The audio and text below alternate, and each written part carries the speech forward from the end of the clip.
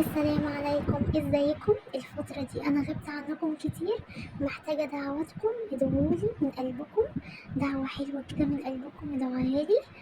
النهاردة بقى هنعمل مع بعض احلى طاجن هتعملوه. تابعوني لاخر الفيديو وامشوا في كل الخطوات. هجيب كده حلة على النار وهنزل بطماطمايه وبصلايه، وهنزل كده باللحمة وكباباسين وورق لورا وحبهان ومعلقة من السكر ونص معلقة من الفلفل الأسود ونص معلقة من السبع بهار، وهسيبها كده بقى على النار كده تستوي معايا. هجيب حلة هنزل كده بمعلقتين من السمنة، عليهم 3 بصلات مقطعة مكعبات، ومعايا كده قطعتين لحمة مقطعة قطع صغيرة عشان تستوي معايا بسرعة. هشوحها كده مع بعض، وهنزل كده بمعلقة كده من التوم المفروم، معلقة كبيرة، لغاية كده بقى ما التومة كده ما تصفر والبصلة. هجيب بقى كده عند الطماطم دي أنا كنت مفرزاها، هضيفها كده بقى على اللحمة.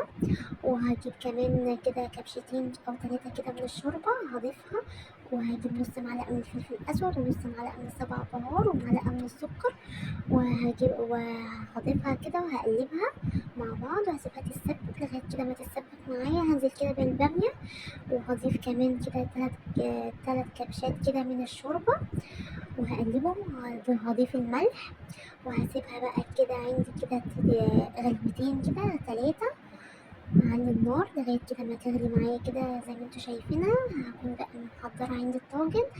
هنزل بقى بكمية البامية واللحمة اللي عندي. اللحمة طبعا انا عندي استوت اللي انا كنت سلقاها، هحطها برضو كده على البامية، والفرن عندي ساخن. هجيب بقى كده عندي كده معلقة من التوم المفروم، هشوحها كده مع حتة سمنة لغاية كده ما التومة كده متصفر، وهنزل بقى كده عليها في البامية وهدخلها الفرن كده تكمل سوا تاخد اللون ده.